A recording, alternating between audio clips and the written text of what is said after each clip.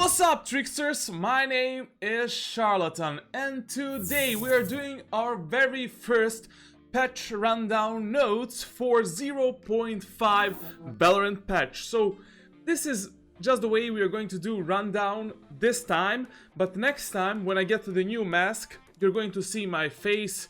We are also going to do some PowerPoint presentations, some paint presentations, some whiteboard maybe, some in-game things like, but for now, we're just going to do this kind of a rundown. Like, this is only one-time thingy. This patch is really interesting, and I just wanted to point out on a few things like that changed. Valorant took so much things from Overwatch, things from CSGO, etc. So they have only one path in which they can go in terms of esports and future of their game. That's why I'm teaching you how to play Valorant in a certain way, adapting on future changes. Maybe right now, certain things that I say in my videos don't make a lot of sense, but trust me, in a long run, if you practice aim, movement, game knowledge, game sense, ranking up in Valorant in a way that I'm doing it right now, you will have much more benefits than doing some cheap tricks, cheap tips, or just doing some cheap things that work right now that are considered bugs and that will not be available at the game release. So just learn the game in a way that I'm teaching you, in a way that I'm coaching you, and you will be just fine when the game is fully released, when tournament starts, when the esports scene is formed. I know in which direction Valorant needs to go in order to succeed as an FPS esports title. Like, they took so much things from CSGO. They need to adapt right now. You cannot just implement 80% of CSGO and 20% of Overwatch and be like, yeah, that will just work together. Valorant can't be just taking like, let's take a bit of things from Overwatch, let's take something from CSGO, let's pick something from this title. No. They need to adapt on the way that they made this game right now. They will have to change movement things in game, they have to change like recoils, they have to change spray patterns, etc.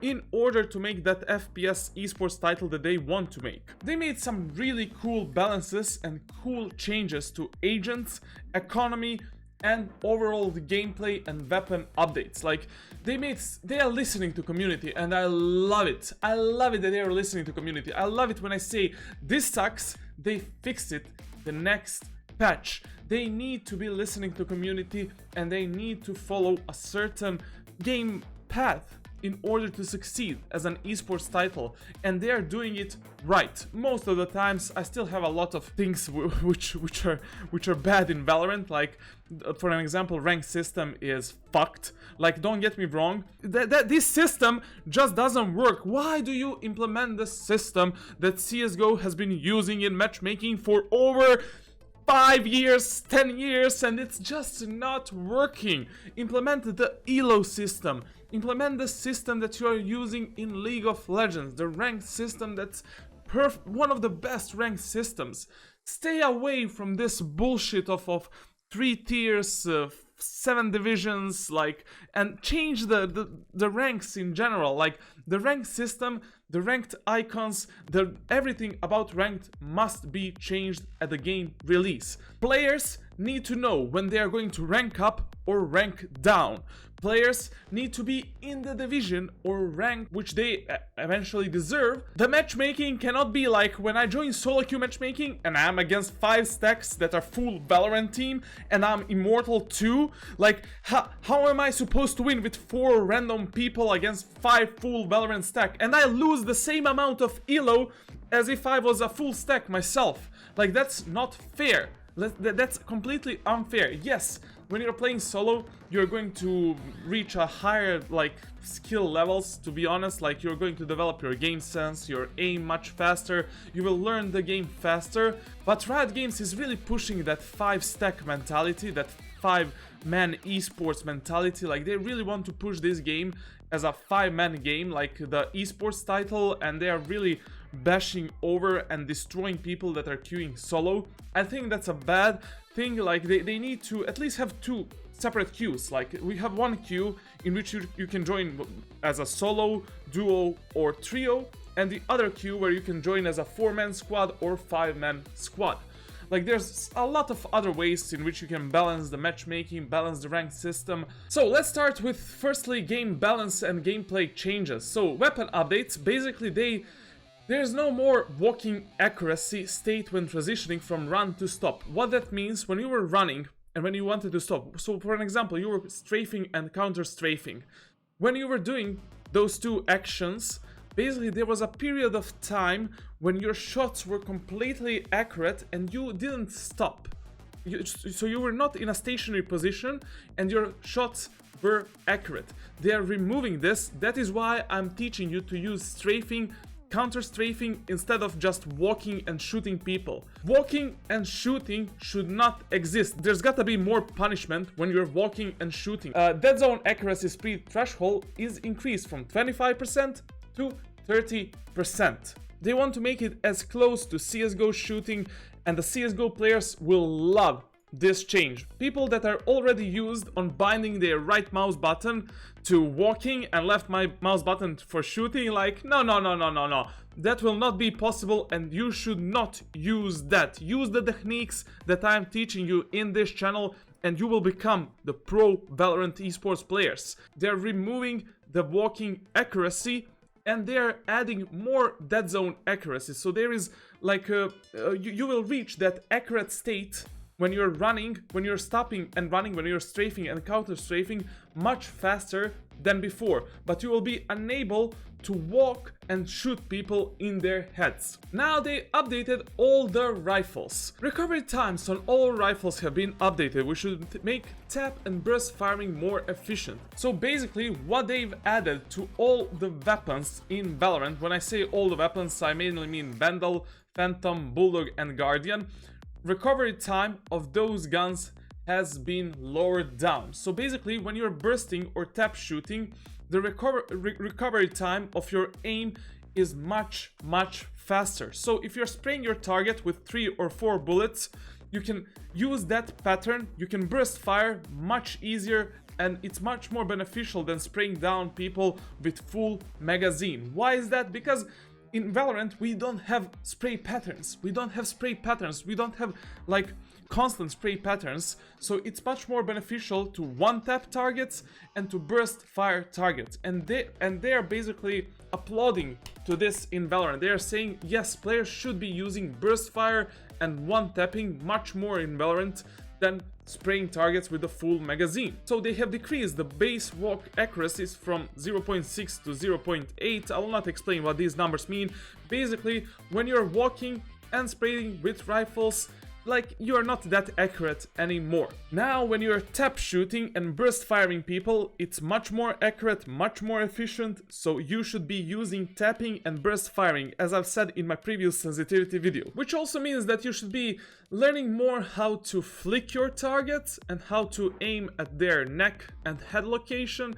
Just spend a bit less time on tracking your targets and practicing your spray, because there isn't really a time in Valorant when you're going to use more than 9 bullets. Like, if you're using more than 9 bullets to kill your target, that's kinda bad. Like in Valorant rank and in Immortal rank, like where I'm competing right now, there is no way you're going to spend like 30 bullets in a Phantom or 25 bullets from Vandal to kill a target. Like, there is no way that that fight will happen. Either you're going to die after 8 or 9 bullets from the opponent, or you're going to kill your opponent with the first 3, 4, 5 bullets. Vandal has been really buffed this patch, and to be honest, like, maybe from this patch on I will be playing Vandal much more than Phantom. Horizontal recoil has been reduced while crouching and while being stationary, so it's much more easier to control Vandal's horizontal recoil. It's much more beneficial to crouch with Vandal right now and control your horizontal recoil. So if you have problems with horizontal or vertical recoil with Vandal, you just crouch and you are going to reduce that recoil with crouching or being stationary, whatever. I will always use it on a long to mid-range, but Phantom has also been fixed with the gun recovery time. It also has the tap efficiency, so Phantom still stays my number 1 gun on basically defending the close range sites. The gun has much faster time to kill, like much faster fire rate, so you're going to kill every single time the people that are playing Vandal on the close range. If you're playing the long range distance, or you're maybe attacking the mid region of Split or the B region of Haven, then pick Vandal. Vandal is a great choice on a long range to mid-range distance. It has been significantly buffed with this horizontal recoil reduction while crouching and being stationary. Bulldog, on the other hand, has also been blessed with the gun recovery time buff, and also gun recovery time has been lowered from 0.55 seconds to 0.35 seconds. So Bulldog is still an amazing choice for the second round if you win the first round, and it's really good gun to buy in an, let's say, half buy round when you're just buying one weapon and light armor, etc. Guardian has also been blessed with the buff of gun recovery time from 0.4 seconds to 0.35 seconds. Maybe the Guardian will benefit the most because you're one tapping, so one tapping with Guardian should be a bit easier, and this weapon can become a really nasty competitor among rifles in future. Like, people still didn't figure out where and how to use Guardian, but in my opinion, this weapon in right hands, like if you're a one-tap machine, can be such a deadly thing. Of course, if the enemies are engaging you on a close range, there's a bit of chance you're still going to be a potato. And they have also improved the machine guns in this game. As I've said, like Stinger, machine guns and shotguns, and like even the shorty in some situations, like, they don't have that much space in this game. Like, machine guns are kinda useless. They are the meme guns, meme machines. With this patch, like, they have buffed RS and Odin. Basically, the price of RS is just 1600 credits, which is nothing. So RS is quite a good choice to buy in the second round if you win the first round right now, alongside with Bulldog or Marshall. RS, firing error, and horizontal recoils have been significantly buffed, and this weapon is extremely deadly in those eco rounds, the second round, or when you're kind of forcing. But remember, RS and Odin are mainly weapons that are deadly on a close range distance, and you need a bit of time to get that perfect spray control with these weapons, because they need like 1, 2, 3, 5, 4, 6 bullets in order to become fully accurate.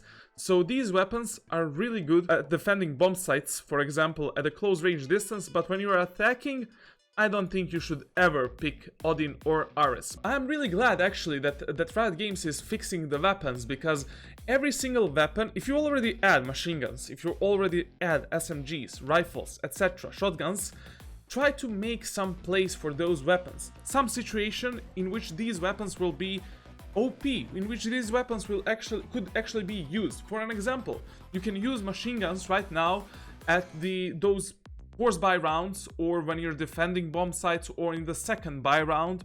It's totally legit. Same goes for SMGs, same goes for Bulldog. Bucky, shotgun, shorty, they can also be used in those second rounds or when you're saving money. Every single gun in Valorant is starting to get its position, basically. Like, every single gun is used in a certain way and at a certain time. And I'm really glad that they are doing this, instead of just using Vandal, Phantom and Guardian all the time with Sheriff and Operator. They're trying to expand the weaponry of this game, and that's amazing in my opinion. Like, this is a really good buff. And now we move to the agent updates. Sage slow orb zone duration has been decreased from 9 seconds to 7 seconds, and slow orb slowing amount decreased from 65% to 50%. Basically, Riot Games sees that Sage is a bit OP character. It's an S tier in both team play and ranked solo queue. It's amazing agent with self-heal, with healing your, like, you can heal your allies as well, and you can revive your allies. So it's an amazing agent. They're basically removing the crowd control effects of Sage, which is nice balance, but I still think even after this patch, this is just not enough. It's not enough. I think Sage is still going to stay at my S tier as an agent, and I think it's still a valuable pick, but it's just gonna be kind of less OP, and you need to think more when to use your slow orb. Cypher has received a heavy hit in this patch. Cypher cage no longer slows enemies that move through the cage, and spy cam cooldown when destroyed has been increased from 30 to 45 seconds. So now you need to think much more where and when to place your spy cam, and you also need to pick it up more frequently in order to prevent the destruction of this spy cam. Also, a lot of spots and a lot of bug spots for spy cam has been removed, so like Cypher overall, like, he received a heavy hit this patch. I think I'll have to move him from the S tier in the team play to maybe A tier, because in some situations I think Breach might be considered much better than Cypher as in a composition.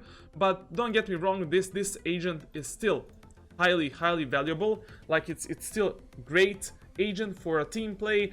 In solo queue, I don't know, if you're queuing solo with Cypher, you need to be a really goddamn good Cypher player, to be honest. And this Cypher Cage nerf is also a heavy hit on Cypher, because this slow was a really hard slow. Like, that was one of the main things of the Cypher Cage of the Cypher. Don't get me wrong, this is my main agent. I'm maining Cypher, Sage, Raze, and Brimstone, but this, I'm not liking it. But it's great in terms of overall game balanced. The agents are being balanced over time, which is amazing. On the other hand, Riot Games has decided to give some love to my man Odin. And what they did is basically increase the duration of dark cover smoke from 12 to 15 seconds. So basically they're trying to pair him with Brimstone, which is okay to me. Like, they're trying to make some kind of a unique playstyle to Omen. And the projectile speed has been increased, and they also increased the cooldown, but considering it lasts 15 seconds right now, that's quite a lot of time to stop an enemy push or to push some part of the site, etc. So they are trying to make Omen to be more kind of like a team play character, which is great. Viper, on the other hand, snakebite radius increased from 350 to 450. I'll still leave Viper at A tier in terms of team play and solo queue play. Also, Riot Games has been updating the bee hopping in Valorant. Basically, bee hopping in Valorant is kinda useless at the moment. They are adjusting the snakebite, fireball, and incendiary damage tick speed has been increased, so it favors more those agents. TLDR, basically you're going to die a bit faster in those Molotov abilities and those Toxin abilities. This is a fair change towards Brimstone, Phoenix, and Viper. It will buff them a little bit, and it will remove the bunny hopping through these abilities. I mean, not fully remove, like, you're still going to deny a bit of damage while bunny hopping through these abilities, but it's not gonna be as massive as before. And now one of the most significant changes in these patch notes is agent ability credit cost has been tuned. I am glad that Riot Games is adjusting the cost amount of abilities. They're really paying a close attention at this point. You cannot purchase anymore the barrier orb, the wall with Sage, and you cannot purchase like the barrier orb and the ghost. You need to stick with your classic sidearm. So now you have to decide, do you want to have a wall which can be easily destroyed, or you want to have a bit better weapon with some slow orbs? It's your decision, so you cannot have both. They're doing same for the Raze and Phoenix. Like, you need to think a bit more when and what to buy right now. The economy is shifting, so right now you cannot just be spending and buying all the abilities at all times. You need to think what you really need at that round. And they have gave a kind of a small buff to Jett's updraft, because that is just a positioning ability. I don't know, to be honest, in team play she doesn't have any place. In solo queue I find kinda easy to destroy Jett's players. I don't know, we'll see how the game changes over time. And also finally they have fixed the agent armor. Armor carried over from prior rounds is no longer destroyed when new armor is purchased, allowing you to sell newly purchased armor and return to your previous armor status instead of having no armor. What this means, if you have 13%, like 13 armor, and you buy 50 armor, but you want to sell it again, you can sell that 50 armor and you're back to 13 armor. Another really huge and significant change in this patch is max credit cap. There is no more 12,000 credits. Now your maximum credits are 9,000, which means you need to think when and what to buy. Snowball effect is being reduced. So if you win 5 rounds in a row, you're not going to be able to purchase for next 5 rounds without thinking. So for example, what happened to me, if I lose the first 5 rounds and then I win like 3 or 4 rounds, the enemies still have money. Like they're full, there's plenty of money, like its economy is growing, they're living on some kind of island of money. Great overall change in terms of economy, and it will actually force players to think a bit more about what and when are they buying. They also made some kind of an update for Aldrome. Basically it has a different sound right now, nothing too important.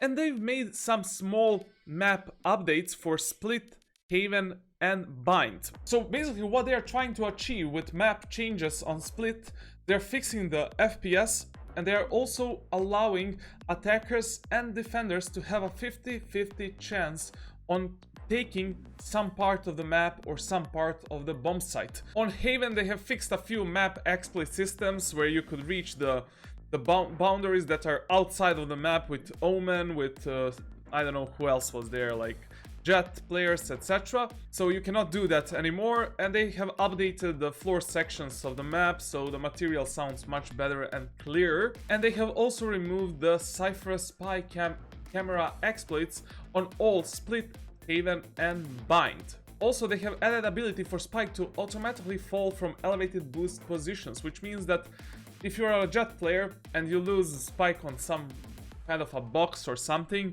that Spike will automatically fall down so your teammates can pick it without using some kind of a flying ability like C4 pack from Raze, etc. And they have fixed also the multiple spots where Sova's Recon Dart could over-penetrate map geometry. Basically, you could shoot the Sova's Recon Dart through, I don't know, 300 walls, etc. They have also updated the HUD and user interface experience. It looks much more clearer, much better, like a few updates here and there. Like they're doing a great job in terms of HUD and UI design. I will not talk about these things, like you can read them. They're just a minor things, but really great things to move in a right direction. They've also brought us some updates like quality of life in Valorant. Basically, they've updated like design of the Viper's Poison Cloud. Sova's Hunter's Fury is adding faux coloring right now. And there's a lot of different updates in terms of visuals, in terms of settings, which you can read in this article here. But nothing too important, like nothing game breaking or game changing in my opinion. And they have fixed multiple bug spots in game and game client, which is great in my opinion because the game client has so many bugs.